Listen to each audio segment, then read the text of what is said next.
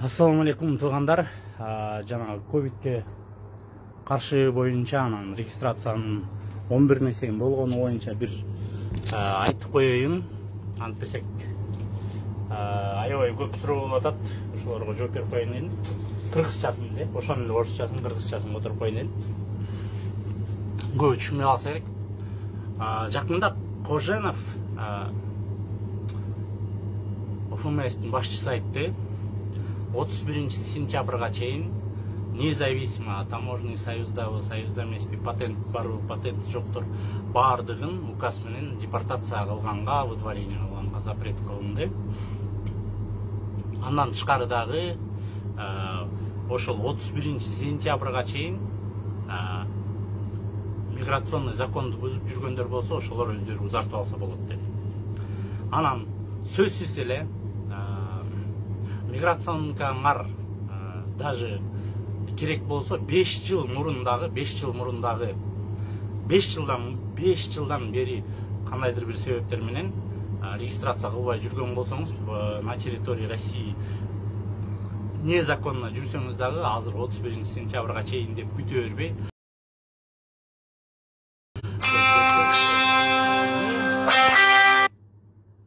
бар чалышат да ушундай элечи.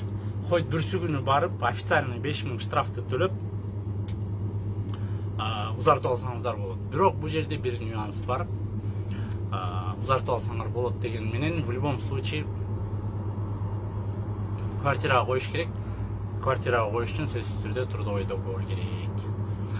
Бул нюанс почему-то айтылган жок. Анан ошондуктан азыр дале менин түшүнүгүм боюнча эски регистрация менен миграционка менен барып официальный трудоустройство болуп, анан хозяин кеби же бирөөнө сүйлөшүп жашап аткан жериңерде 1 жылга регистрацияңарды узартып алсаңар болот. Анан дагы көп суроо түшүп атат. 31 сентябрдагылардыкы регистрациялары акыркы 19-жылкы, 18-жылкы миграционкалар жарай берет депчи. Айтайын, ошонун сөзүн эле туура эле котороюн. 5 жыл деп атат. Демек, значит, 16-17 жылкы миграционный карталарды деле узартса болот. Узарткандан кийин кайсы күнгө чейин узартылган болсо, ошол күнгө чейин сөзсүз түрдө ошол регистрацияңар жарай берет. Эгер миграционный картаңыз 2017 жылкы болсо дагы.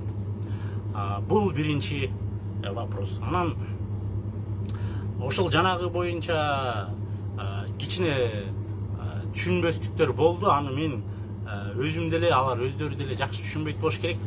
Кантип 5 жыл мурунку жүргөндөр миграцион картасын барып узартып алса болот. Анан ортодогу посредниктер аркылуу узартса болобу, болбойбу, пока еще под вопросом.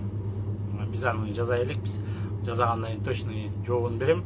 Ошондуктан азыр кайрыла кетчү нерсе 2017-2016 жылкы, 2018 жылкыдагы миграционный карталар болсо деле на территории России законду бузуп жүргөн болсоңор, миграционный законду бузуп жүргөн болсоңор, как раз жакшы момент 31-не чейин легализовать, же болбосо 31 сентябрга чейин азыр чыгып кете берсеңер деле, мурун закон бузуп Кыргызстанга кетип калсаңар деле, значит, выдворение болбойт экен. С указом уже отменены выдворять мигрантов. Эң жакшы ысык көлгө барып эс алып, кайра келсеңиздер, таптаза история пайда болуп калат буюрса. Бул биринчи. Анан экинчи боюнча туугандар баягыда ПЦР дегенде. Неме боюнча ковидке каршы вакцина сайылсын өзгөчө услуга. То есть официанты, курьеры, кассиры, ошол тарапта биз көп иштейбиз да. Жанагы автосервисте иштеген, любой сервисте иштеген жердин баарынын 60-70% сөзсүз түрдө ковидке каршы вакцина алсын деген закон, указ чыкты Роспотребнадзордон, Собянин подтвердил. Бирок кайра эле ошол эле законду Путин добровольно болсун деди. Бирок менин оюмча ошону туура айта кетиш керек.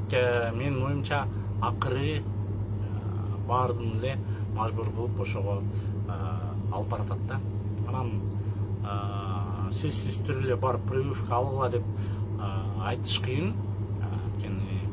Билбейм, менин жакындарым баары уже алдырды, вроде бы сол өзүм алдыра элекмин, но в любом случае азыр Кыргызстанда ошол эле спутникке очередь дейт адамдар,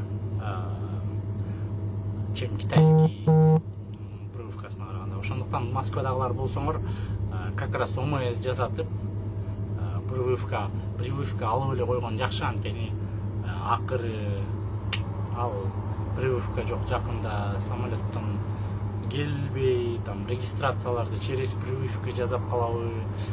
Ошондуктан азыр эме болуп атпайбы, кандайдыр бир бизге свобода берип атпайбы, бекер жасап алгыла ОМС менен депчи. Ошол ОМС менен барып прививка алып эле койгон жакшы. Өзгөчө 50дөн өткөн эжеке байкелер болсо сөзсүз түрдө алдырып эле коюш керек. Биринчи анализ тапшырып, прививкадан эчтеке болбойт деп анан 50 эмес, даже 45тен өткөндөр деле алдырып койсо жакшы болот экен, анткени последствияларын көрүп атабыз.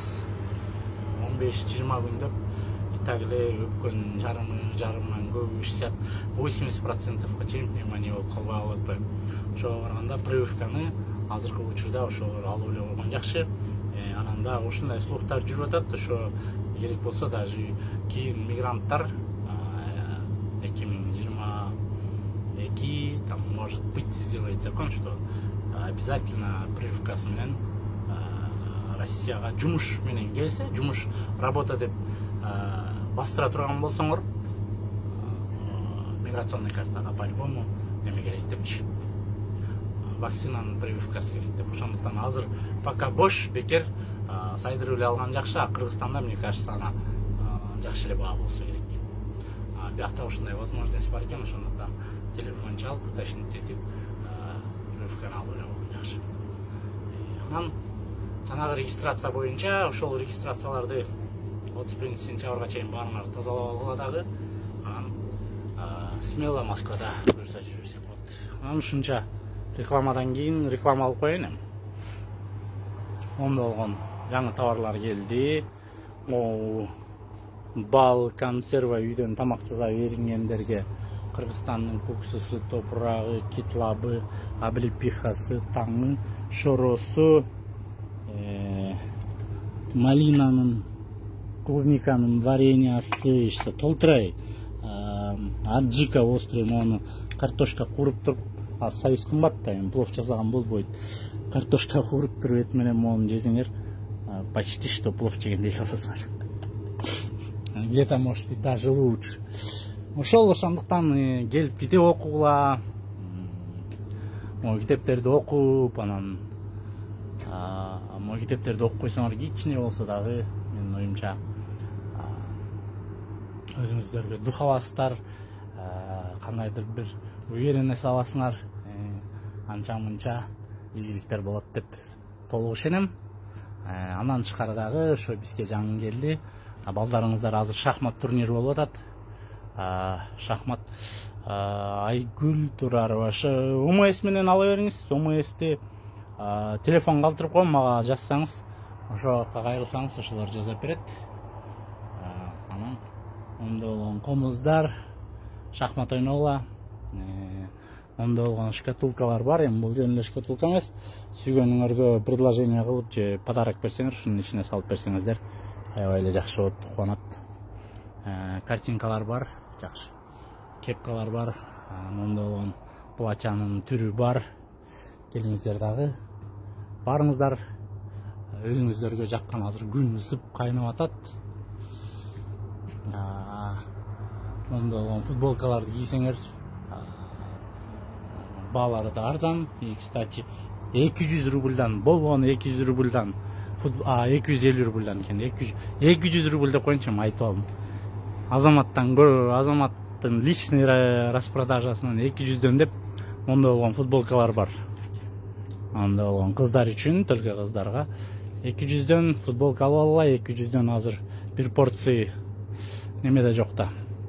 Деле? Тамакта жок да. Ошондуктан футболканы көпкө кийесиңер.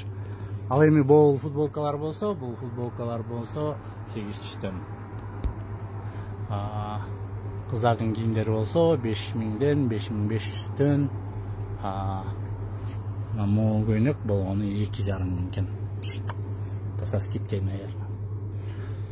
Ошол барыңыздарды күтөбүз. Келиңиздер, юридический кандайдыр вопростор болсо жазып койсоңуздар, барыңарга ошентип мен онлайндан жолугуп коем.